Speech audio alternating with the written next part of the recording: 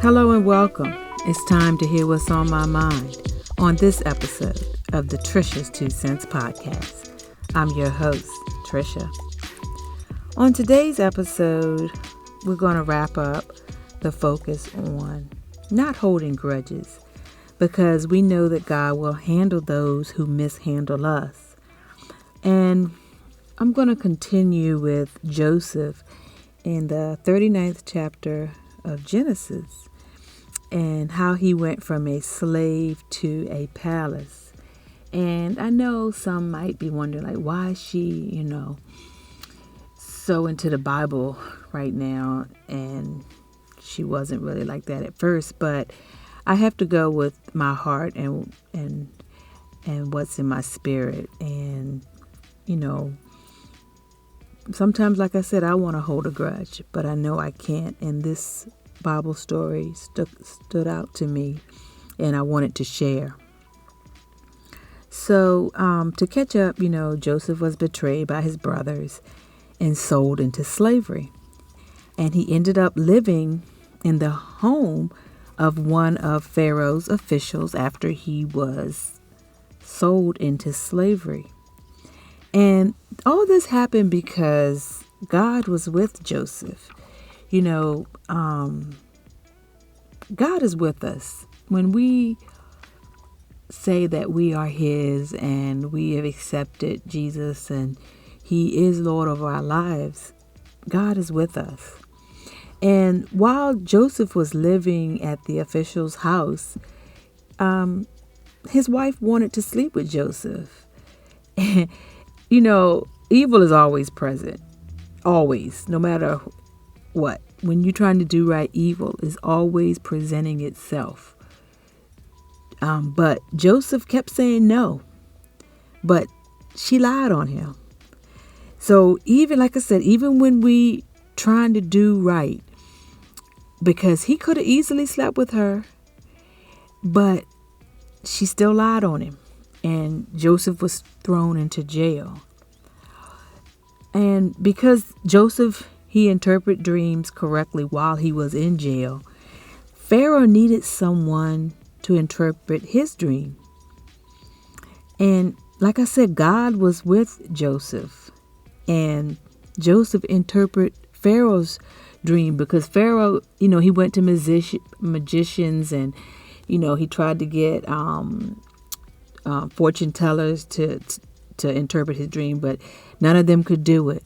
But those that were in prison with Joseph remembered that he could interpret dreams. So that's how Joseph ended up getting with Pharaoh. And like I said, God was ordering his steps. And anyway, after Joseph interpreted Pharaoh's dream, Pharaoh ended up putting Joseph in charge of the entire country of Egypt. So think about where we are. This was a man sold into slavery, and now he is over the entire country of Egypt, and he's been put in place by Pharaoh. Now, we all studied Egyptian history when we was in school, and a Pharaoh was the head. I mean, this great big figurehead, and Joseph was now put in charge of the entire Egyptian country by Pharaoh. When you think about it like that, that is amazing, because it's just amazing how he went from, like I said, that's why I said he went from a slave to a palace. So Joseph was in charge of Egypt, and, during the good years when everything was good, the harvest was plentiful, he stored up the food. So, when things are good, just like now, when things are good, money's good, we're supposed to save up our money, right? Save for the bad times. So when the famine came, Egypt was the only country that had food. And this was all because of Joseph and his direction, his leadership. So everyone else from all over the world had to come to buy food and supplies from Joseph. And this is where this, the life and the testimony of Joseph gets very, very interesting. Joseph's family, remember his father, his brothers, but this is his brothers. They were looking for food in Egypt because remember, it's a famine over the whole land. So they had to come looking for food. And so where do you go? Egypt. Who's over Egypt? Joseph. But the crazy thing is, Joseph recognized them, but they did not recognize Joseph. And they had no earthly idea, I'm telling you, that this was their brother who was in charge of Egypt. Can you imagine? This is the brother that you threw in a pit, got him out, sold him to slavery. I guess you didn't know what had happened to him, what became of him. I guess you're still thinking he's a slave. But now he's in charge of Egypt. But you don't know this. But their plan after all was for him to, I guess, stay a slave or something bad to happen to him. And in the position Joseph was in, he could have gotten revenge on his brothers for what they did to him. I mean, he could have been bitter all these years from when he was sold into slavery, from when that woman lied on him and said that he slept with her, from when he went to jail behind it. I mean, he could have been bitter from all of that on how his life was supposedly turning out. But he wasn't, because he knew that God had his hand on his life.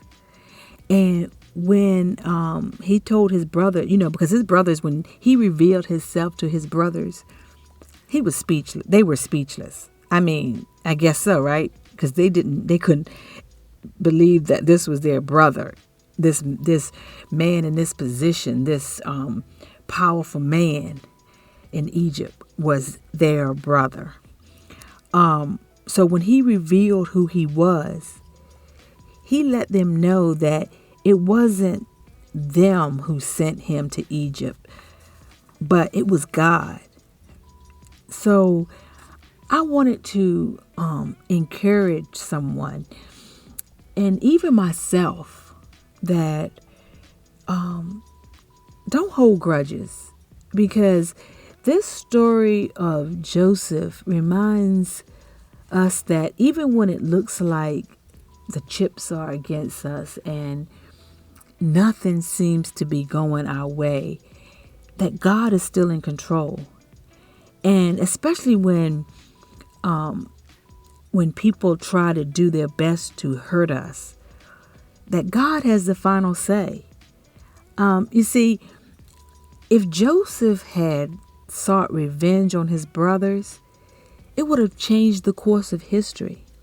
Because once Joseph revealed himself to his brothers and they went back and told their father that he was alive and everything, and Joseph said he was going to take care of the family, they moved to Egypt.